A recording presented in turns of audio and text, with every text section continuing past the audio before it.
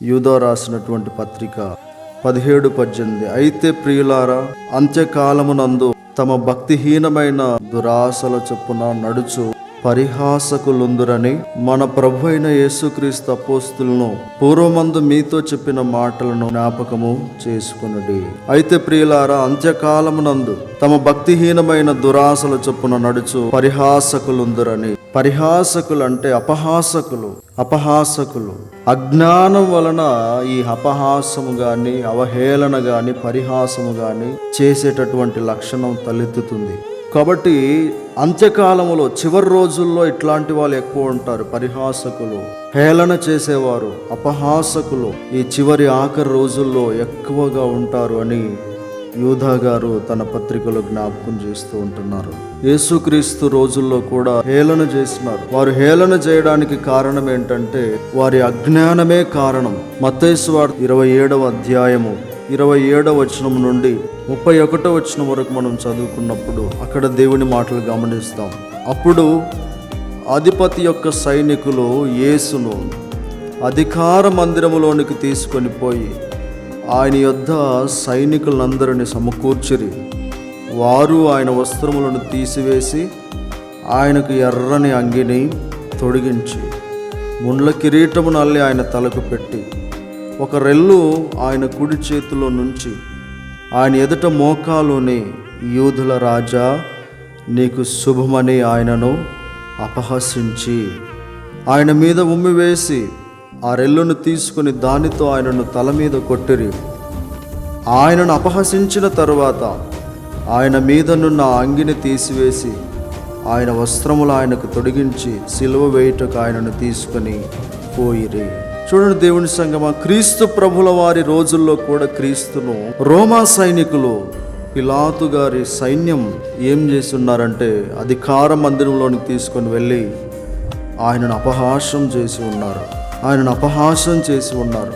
ఆయన వస్త్రాలన్నీ తీసివేసి ఆయన మీద ఎర్రటి అంగి తొడిగించారు. ఎర్రటంగి ఎందుకొరకంటే రాజు అని యేసు చెప్పుకున్నారని, ఆయన మీద మోపబడినటువంటి ఒక నేరము నేనే అధిపతిని, నేనే రాజునని ఆయన చెప్పుకున్నాడని ఒక నేరారోపణ. కాబట్టి ఈ నేరారోపణను బట్టి ఆ సైనికులు యేసుకు ఎర్రనంగి తొడిగించినారు. అలాగే రాజుకు ఒక కిరీటం ఉండాలి కాబట్టి ఏం కిరీటం పెట్టారంటే ముళ్ళతో అల్లినటువంటి ఒక కిరీటాన్ని పెట్టారు. అలాగే రాజు కాబట్టి రాజు చేతిలో ఒక దండము కూడా ఉండాలి, అందుకని ఆయన చేతిలో ఒక రెల్లు కర్రను పెట్టారు. అప్పుడు వీళ్ళంతా ఏం చేస్తున్నారంటే సైనికులందరూ యేసు పాదముల దగ్గర మోకరిల్లి నీకు శుభమని ఆయనను అపహసిస్తూ ఆయన మీద ఉమ్మివేస్తూ ఆ రెల్లుతో ఆయనను తల మీద కొడుతూ ఆయనను పరిహాసం చేస్తున్నట్లు మనం చదువుకున్న భాగంలో గమనిస్తూ ఉంటున్నాం. దేవుని సంఘం ఈ పరిహాసము, ఈ అపహాసము అంతేకాకుండా హేళన నవ్వుబాట్లు చేసేటటువంటి పరిస్థితి. దీనికి కారణం ఏమిటంటే అజ్ఞానమే కారణము. ఒకరిని హేళన చేయడం, ఒకరిని పరిహాసం చేయడం, అపహాసం చేయడం, ఒకరిని తూలనాడడం, దీనంతటికి మూల కారణం ఏంటంటే అజ్ఞానం. ఆ రోజుల్లో యేసుక్రీస్తును ఆ సైనికులు తూలనాడి ఉన్నారు, అపహాసం చేసి ఉన్నారంటే అజ్ఞానమే అందుకు కారణం. నిజముగా యేసుక్రీస్తు ప్రభువు పరలోకపు మహారాజు, రాజులకు రాజు, ప్రభువులకు ప్రభువు. అయితే ఆనాడు ఆ సైనికుల మానవ భ్రష్ట స్వభావం ఆ ఘనతను ఆయనకివ్వకుండా దానంతటిని ఏం చేసిందంటే క్రూరమైనటువంటి మనస్తత్వంతో హేళనగా మార్చేసింది. రోమపత్రిక 8:7 మనం చూస్తాము, శరీర స్వభావం దేవునికి విరోధము అని. కాబట్టి వారు భ్రష్ట స్వభావంతో క్రీస్తును ఆనాటి సైనికులు ఏం చేసినారంటే క్రూరమైన మనస్తత్వంతో హేళన చేసి ఉన్నారు. పేతురు రాసినటువంటి 2వ పత్రిక 3వ అధ్యాయం 3, 4, 5 వచనాలు చదువుకుందాం. అంత్య దినములలో అపహాసకులు అపహసించుచు వచ్చి తమ స్వకీయ దురాశల చొప్పున నడుచుకొనుచు ఆయన రాకడను గూర్చినటువంటి వాగ్దానమేమాయనో ఇతరులు నిద్రించినది మొదలుకొని సమస్తమును సృష్టి ఆరంభం ఉన్నట్టే నిలిచి ఉన్నదే అని చెప్పుదురని మొదట మీరు తెలుసుకోవాలి. ఏలయనగా పూర్వము నుండి ఆకాశముండననియు నీళ్ళలో నుండి నీళ్ళ వలనను సమకూర్చబడిన భూమియు దేవుని వాక్యం వల్ల కలగననియు వారి బుద్ధిపూర్వకంగా మరుతురు. చూడండి దేవుని సంగమా, అంత్య దినముల్లో ఎవరు వస్తూ ఉంటున్నారంటే అపహాసకులు అపహసించుచు వస్తారు, తమ స్వకీయ దురాశల చొప్పున నడుచుకుంటారు.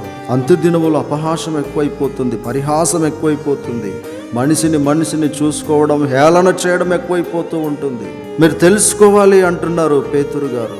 ఆఖరి దినాల్లో ఈ అపహాసం ఎక్కువైపోతూ ఉంటుంది.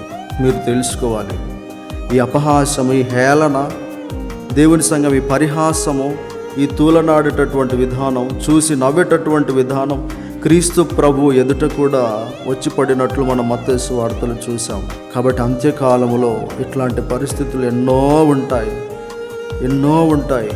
దేవుణ్ణి అనుసరిస్తున్నటువంటి పిల్లలము ఏం చేయవలసినటువంటి వారమై ఉన్నామంటే ఇట్టి విషయాలను తెలుసుకొని అంత్య దినాల్లో ఈ అపహాసకులు అహంకారమైనటువంటి గర్విష్ఠితనం కలిగి అమిత గర్వముతో ఇతరులను అపహాసం చేసేటటువంటి పరిస్థితులు అధికంగా ఉంటాయని భావించి క్రీస్తు ప్రభువులాగా మౌనాన్ని ప్రదర్శించటమే క్రీస్తులో ఉన్నటువంటి మన యొక్క ఉత్తమమైనటువంటి జీవన విధానం. క్రీస్తు మీదను, క్రీస్తు పిల్లల మీదను, క్రీస్తుని అనుసరిస్తున్న వారిని ఎగతాళి చేయడం అన్న విషయం, సంగతి చాలా తేలికైన విషయమే. కానీ తమ చెడు కోరికలను, చెడుతనమును విడిచిపెట్టడం అన్నది చాలా కష్టం అని లేఖనం ద్వారా జ్ఞాపకం చేసుకుంటూ ఉంటున్నాం. అనవసరమైనటువంటి అవహేళన, పరిహాసముల పాలు అగుచూ ఉంటున్నప్పుడు క్రీస్తు లాంటి మనస్తత్వాన్ని ధరించిన వారమై ఆయన వైపు చూస్తూ వాటికి చెదరక బెదరక, నిత్యము మన హృదయములో వాటికి స్థానం ఇవ్వక, వాటిని గురించినటువంటి చింతలోనికి, దిగుల్లోనికి వెళ్ళిపోక, క్రీస్తు వాటిని జయించినట్లుగా మనము కూడా వాటిని మనం పరిగణలోనికి తీసుకోకుండా ప్రార్థనా జీవితం, వాక్యమును కలిగి ముందుకు ధైర్యంగా సాగవలసిన వారమై ఉన్నామని ఈ క్లుప్త సందేశాన్ని మీతో పంచుకుని ముగిస్తూ ఉంటున్నాను.